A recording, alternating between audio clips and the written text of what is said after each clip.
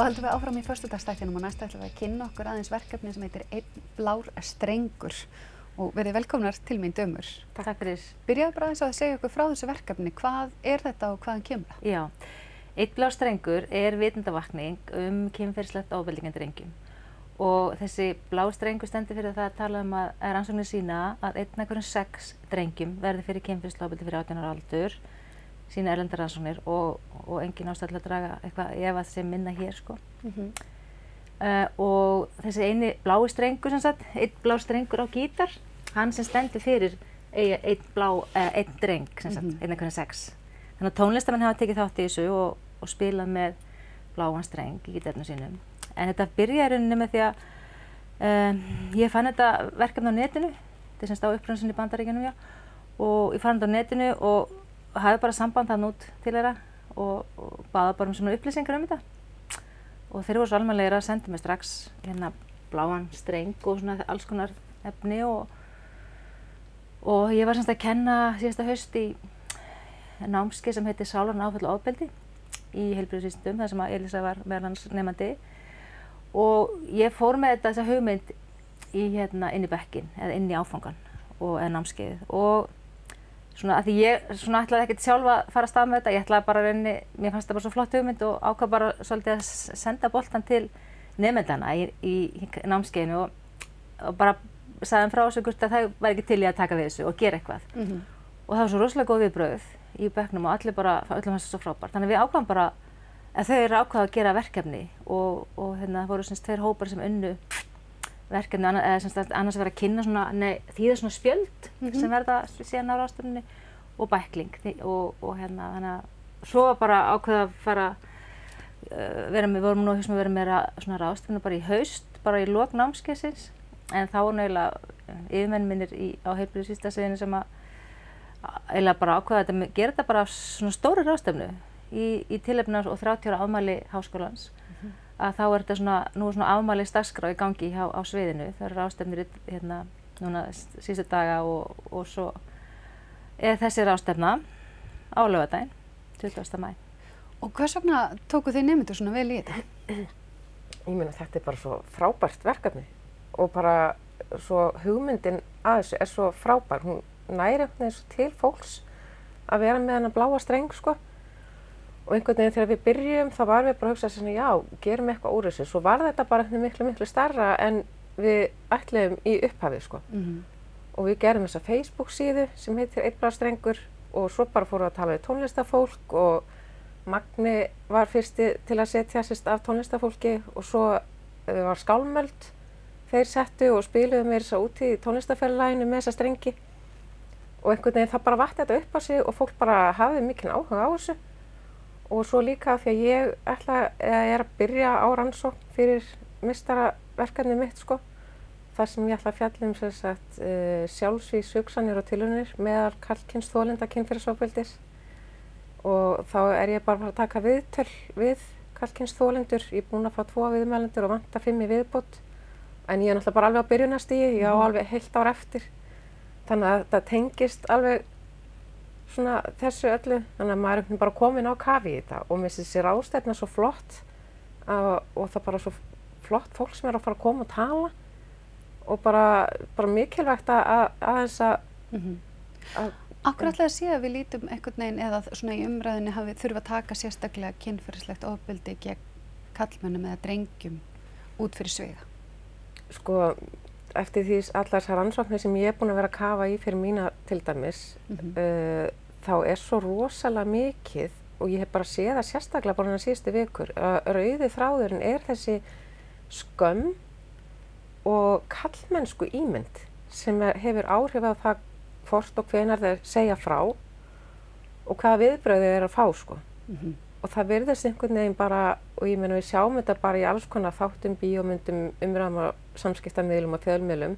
Það er þessi staðalímynd að karlmenn eiga ekki að gráta og þeir eiga ekki sína tilfinningar.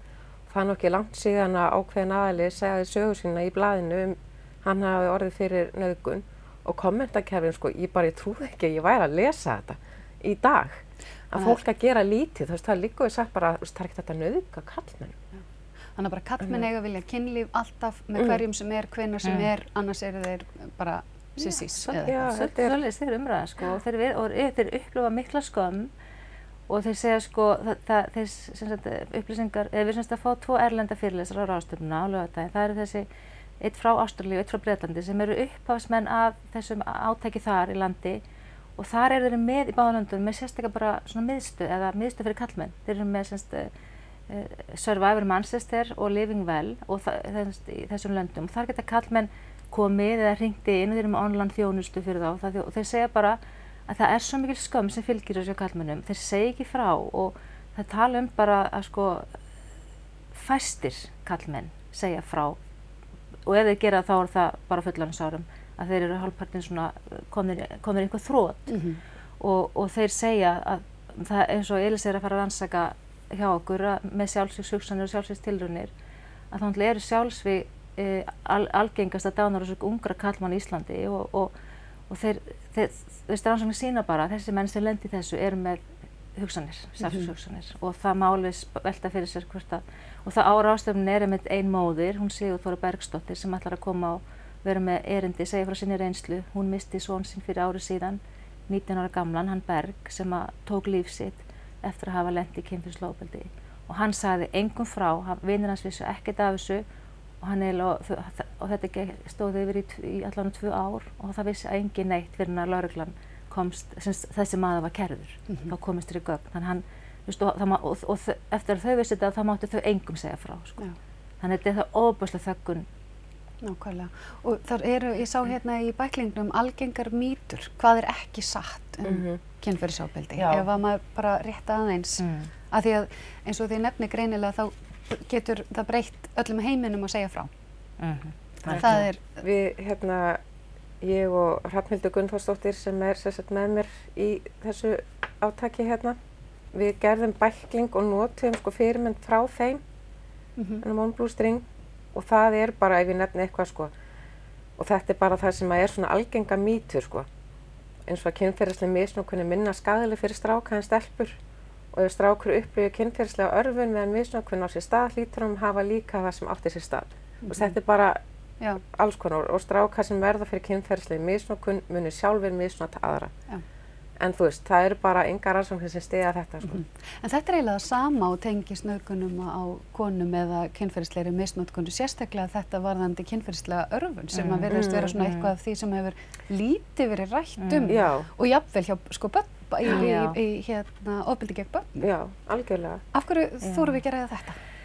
Það er nefnilega góð spurning, af hverju ekki sko og þetta er það sem að svona kallmenn tala sem að við höfum talað við að það segja sko að því að líkaminn bregst við einhverjum snertingum að þá er ekki þannig að ég vil þetta, skilur. Þetta er svona, og það verður ofslega togstreita. Ég held þetta að vera svona mest sjokkerandi þegar ég heyrði unga konu tala einmitt að sem barn að mesta skömmin við að koma fram hafi verið að upplifa, jafnvel sem barn að það væri eitthvað gott eða spennandi eða einhvers konar líkamleg viðbrögð við ofbeldinu. Það svona segir kannski meir en allt. Og það ítir svona meir undir skömmina sko. Já, það er mjög og að segja frá. Var ég kannski bara afbrigðilegt barn eða vildi ég þetta bara. Nákvæmlega.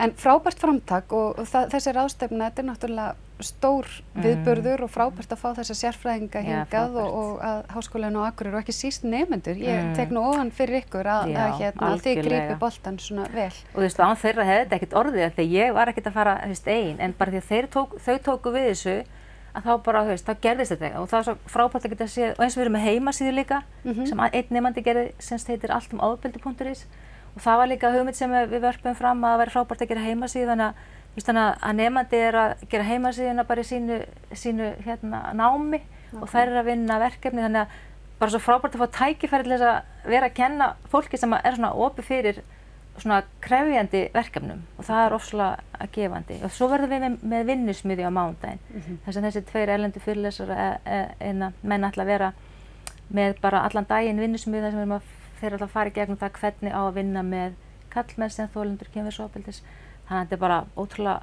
gaman að taka þátt í þessu. Magnað. Takk fyrir komuna, dömur. Takk fyrir okkur. Það ótrúlegt hvað hugsjónin getur komið okkur langt en við höldum áfram í föstudagstættinum eftir augnablik.